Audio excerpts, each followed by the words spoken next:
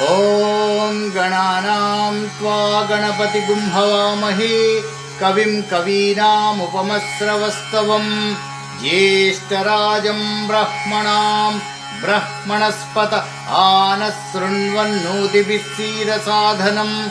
ॐ श्रीमहागणाधिपतये नमः। ॐ श्री सरस्वत्यै नमः। ॐ श्री वेदपुरुषाय नमः। ॐ श्री गुरुभ्यो नमः। हरिः ॐ।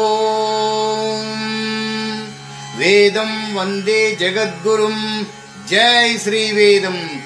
योपां पुष्पं वेद पुष्पवान् प्रजावान् पशुमान् भवति। चन्द्रमा वा अपां पुष्पं पुष्पवान् प्रजावान् पशुमान् भवति। य एवं वेद योपामायतनं वेद आयतनवान् भवति। अग्निर्वा अपामायतनम् आयतनवान् भवति। योऽग्निरायतनं वेद आयतनवान् भवति। आपो वा अग्निरायतनम् आयतनवान् भवति। य एवं वेद योपामायतनं वेद आयतनवान् भवति।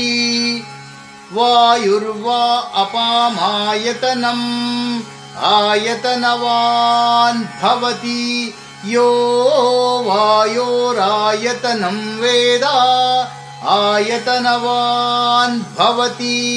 आपो वै वायोरायतनम् आयतनवान् भवति।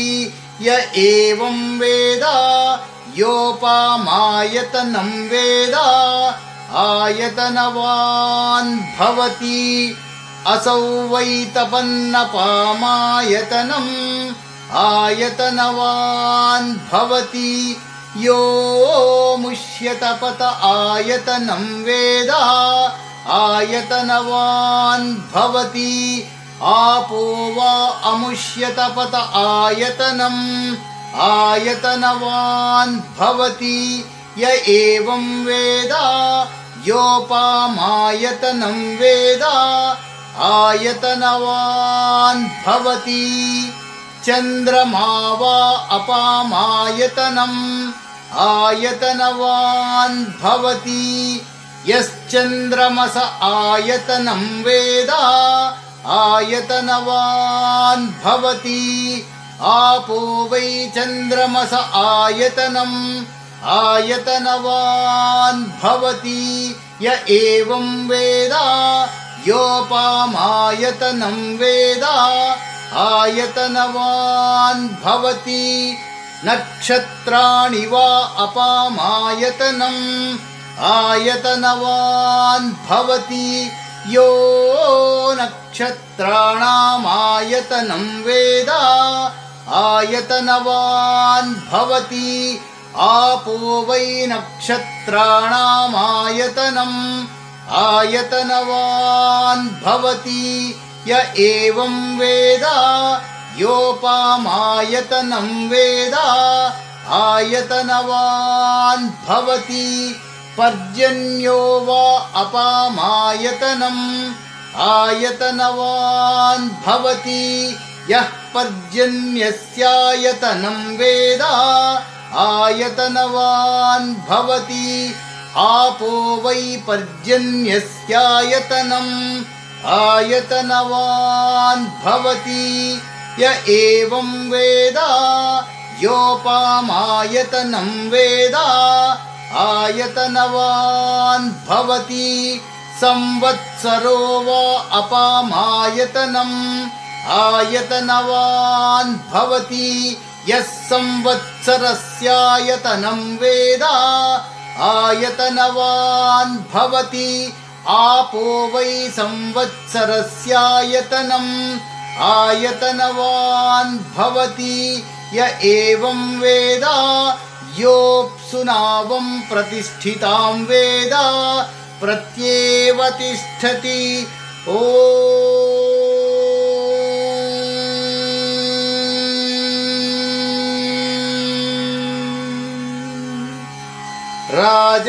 राजाधिराजाय प्रसह्य साहिने